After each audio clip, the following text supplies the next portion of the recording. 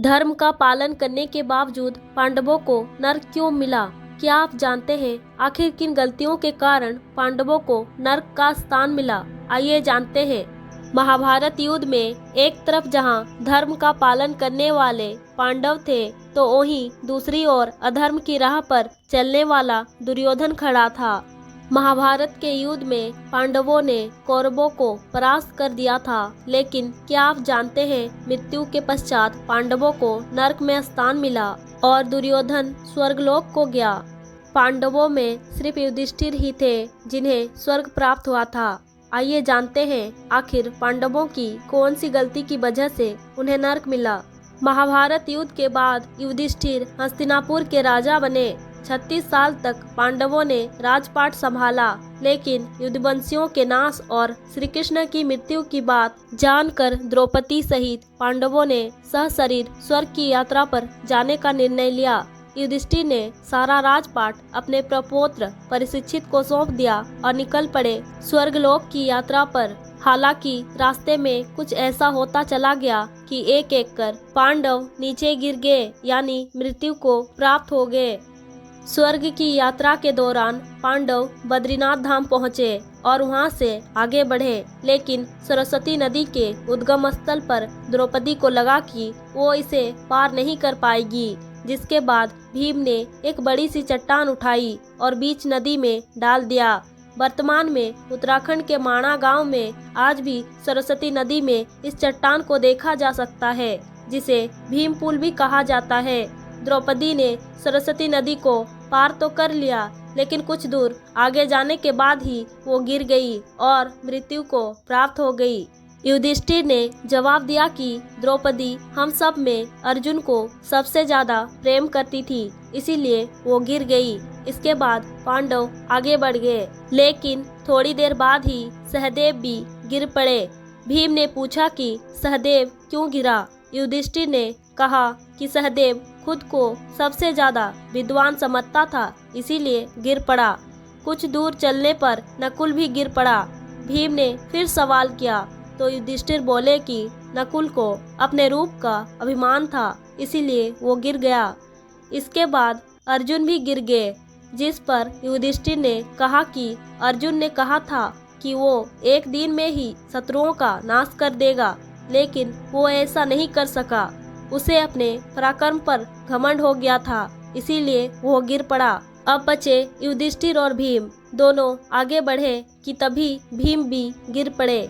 भीम ने गिरते समय युधिष्ठिर से पूछा कि उनके साथ ऐसा क्यों हुआ, तो युधिष्ठिर ने कहा कि तुम अपनी शक्ति का झूठा प्रदर्शन करते थे, इसीलिए तुम्हें भूमि पर गिरना पड़ा।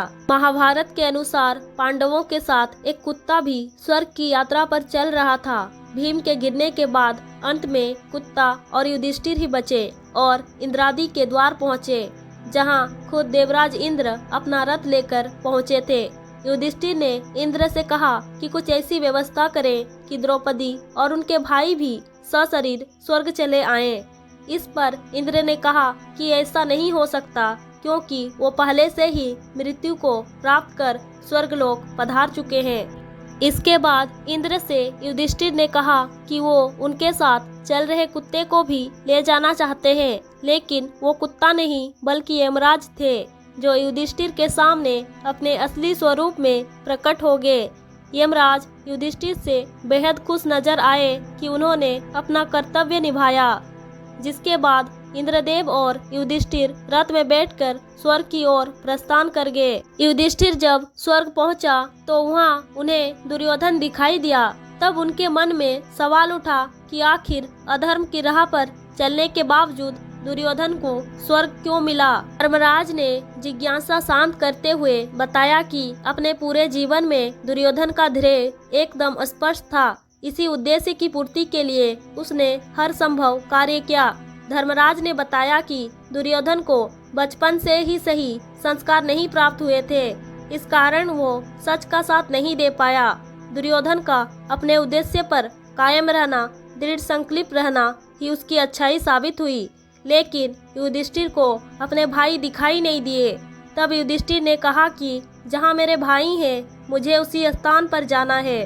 देवराज इंद्र के कहने पर एक दूत युधिष्ठिर को एक ऐसी जगह ले गया जहाँ काफी दुर्गंध फैली थी और दुखी लोगों की आवाजें सुनाई दे रही थी। जब युधिष्ठिर ने उनसे परिचय पूछा तो उन्होंने स्वयं को भीम, अर्जुन, नकुल, सहदेव और द्रौपदी बताया। अपने भाइयों की ऐसी हालत देख युधिष्ठिर ने उसी दुर्गम स्थान पर रहने का निश्चय किया। जब देवदूत ने यह बात जाकर देवराज इंद्र को बताई तो वे स्वयं वहां आए। ऐसा होते ही वो स्थान सुगंधित हो गया और वहां प्रकाश फैल गया। देवराज इंद्र ने युधिष्ठिर को बताया कि तुमने छल से गुरु द्रोणाचार्य को उनके पुत्र अश्वत्थामा की मृत्यु का झूठा विश्वास दिलाया था। तुम्हें थोड़ी देर के लिए नरक देखना पड़ा और अब तुम्हें स्वर्ग जाना है जहां तुम्हारे भाई पहले से ही मौजूद हैं। इसके बाद युधिष्ठिर ने देव नदी गंगा में स्नान कर मानव शरीर को त्याग कर दिया और दिव्य रूप धारण कर लिया और उसी रूप में स्वर्ग पहुंच गए जहां अर्जुन, भीम, नकुल और सहदेव उनका इंतजार कर रहे थे। युधिष्ठिर ने देखा कि वहां पर उनके भाइयों के साथ श्री कृष्ण और द्रौपदी भी मौजूद हैं। युधिष्ठिर ने देखा कि भीम वायु देवता के पास बैठे हुए हैं और कर्ण सूर्य के समान तेज धारण किए हुए थे और नकुल और सहदेव अश्विनी कुमारों के साथ बैठे हुए थे। इंद्र ने युधिष्ठिर को बताया कि द्रौपदी का जन्म भगवती लक्ष्मी के अंश से हुआ था।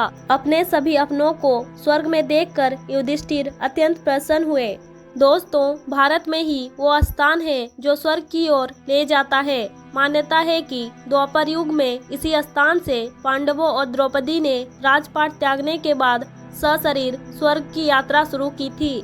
ये स्थान उत्तराखंड में बद्रीनाथ धाम के पास मौजूद है और इसे स्वर्गारोहिणी के नाम से जाना जाता है। समुद्र तल से करीब 15,000 फीट की ऊंचाई पर स्थित स्वर्गारोहिणी का सौंदर्य इतना अद्भुत है कि एक बार व्यक्ति वहां पहुंच जाए तो उसका वापस लौटने का मन नहीं करता। ये क्षेत्र साल भर बर्फ से ढका रहता है। इस स्थान पर जाने के लिए सबसे उपयुक्त समय मई से अक्टूबर के बीच माना जाता है। उत्तराखंड से स्वर्गारोहिणी तक का रास्ता काफी कठिन है। पौराणिक मान्यताओं के अनुसार स्वर्गारोहिणी ही एकमात्र ऐसा मार्ग है जहां से मनुष्य मानव रूप में स्वर्ग तक पहुंच सकता है। तो दोस्तों, ये थी पांचों पांडवों की स्वर्ग जाने की कहानी। तो दोस्तों, आज की वीडियो में बस इतना ही। उम्मीद है आपको आज की इस वीडियो से काफी कुछ नया सीखने को मिला होगा। अगर आपको वीडियो पसंद आया तो वीडियो को जरूर लाइक करें।